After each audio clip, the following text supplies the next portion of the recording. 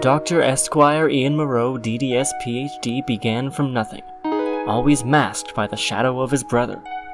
Mom and I do a rectangle. Oh my God, it's so beautiful. You got more sides and everything. You're so talented. Mommy, I drew you a picture. It's a rhombocosta dodecahedron. I kind of messed up the shading on this one face, but I think it looks pretty much like the original. You are not my son. Get out of my house. You're disgusting. Untalented.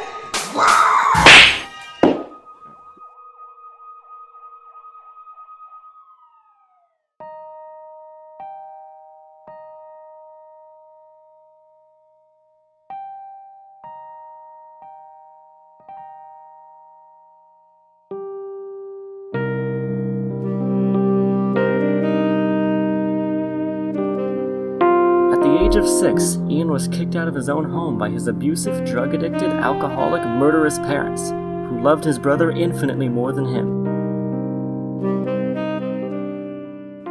Yeah, growing up was hard. Nothing really came easy to me. I had to scavenge for what I had. Ian was forced to walk the dangerous streets of the infamous South Side Skid Comptroit, where he was assaulted and shot nearly every day.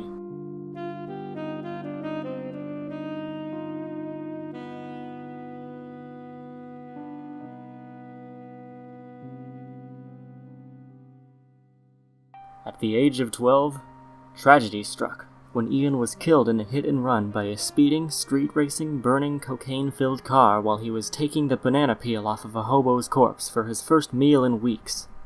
The doctors declared him dead at the scene. Yeah, death was probably one of the tougher times in my life and my journey. But I knew there was only one thing I could do. Stop being dead. But, in a twist of fate, he stopped being dead.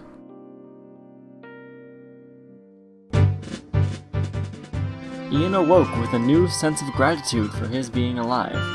He decided to help the people of Comp St. Chicago York Cisco by taking down the mob boss, Alico, who kept the city in the state of ruin it was infamous for.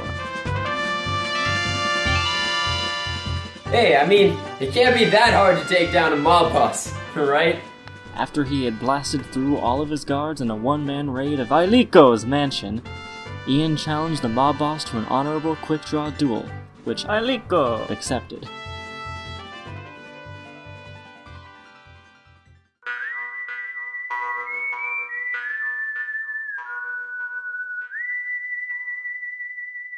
Back to back. 10 paces. 1, 2, 4, 5. Hey, you gotta watch. There's no time for time, boy. Well, I was just thinking, since it was 11:59 a minute ago, and it's now a minute later, that would make it 12 o'clock. You following me? Well, Well, if you were wearing a watch, you would see that both hands are pointing straight up, right to the center of the sky, right where the sun is right now. Yeah, I get it. So, if you held the watch so it was perpendicular to the ground, that would mean the two hands are facing directly to where the sun is. That would mean I know it's high noon!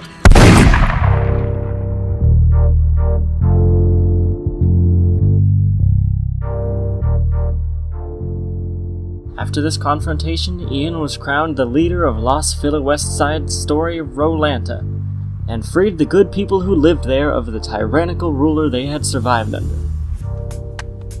It felt good to give back to a community that gave me good rats to eat and let me sleep under the dumpster for a few nights.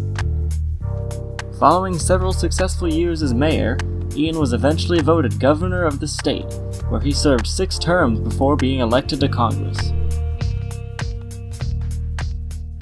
So it's settled. We'll make the poor people stay poor and make us rich. Well, sounds good. Excuse me? You got something to add, new kid? Shouldn't Congress's goal be to benefit the people of America and to... I'm gonna stop you Right there. We got a good thing going on here. We haven't changed our format of getting rich and let the people suffer since 1794. And we're not gonna change that. But isn't America about change and brave new ideas? It's what makes this country great. Listen, kid, you're on slippery eggshells here. Thinking that America's great and public matters? I'd like to remind you that you're outnumbered 434 to 1.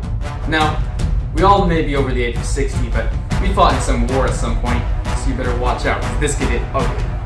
If it means a better America, I'll do whatever it takes. You heard him, boys! Get it!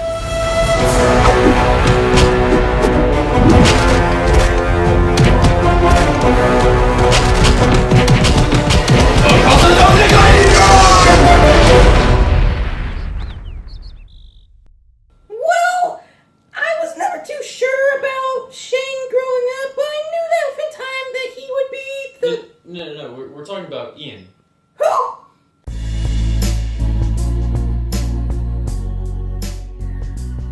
After becoming the Supreme Congressman and having full power over Congress, it was decided that he should be president, because he was pretty much already as powerful. Now representing two branches of government, with the power to write and enforce laws, the Supreme Court had nothing left to do and gave him that branch as well.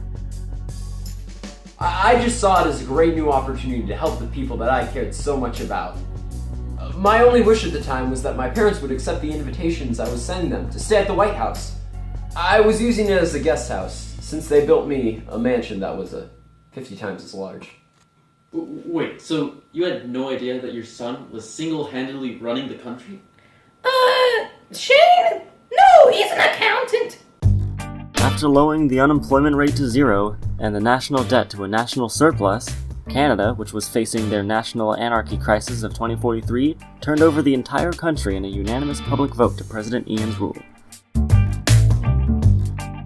Mexico, seeing that they were pretty much the only country left in North America, decided something had to be done. Signing a treaty with all of the countries of South and Central America, they began the Great American War of 2055. Ian bravely fought on the front lines. I just knew that I couldn't send my people to war without fighting amongst their ranks myself.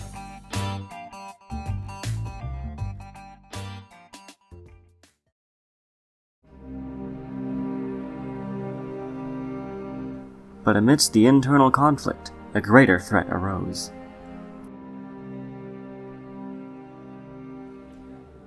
When the aliens first arrived, I extended the hand of peace to them. But it soon became clear that they wouldn't stop until all humans were their slaves. Once they sent in their robot armies, it was clear that the world would have to set aside its conflicts and gather together and unite for the greater good of humanity. For 4 years, Ian fought as a one-man battalion on the front lines of the intergalactic wars, killing more robots and aliens than anyone, and carving the way to the mothership of the alien race, where he and a team of elite soldiers infiltrated with the intent of killing the alien leader. One by one, they picked us off as we fought our way to the main chamber. By the time I got there, it was just me.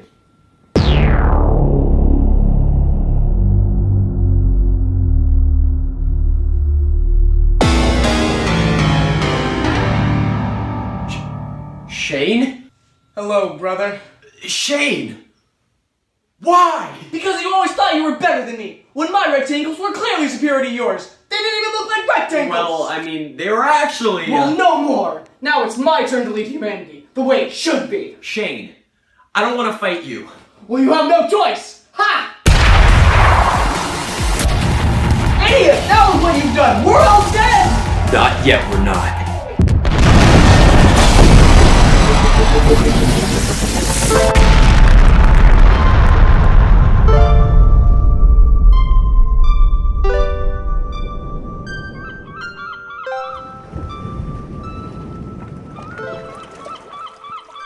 You saved me. But why? Because love conquers all evil. Brother, it would be an honor to rule by your side. After After Ian programmed all of Shane's robots to follow the orders of him and his regime, the rest of the world's leaders, in an act of gratitude, turned over all of Earth's territories to Ian, and he became the supreme ruler of the planet. But who knows what he'll do next?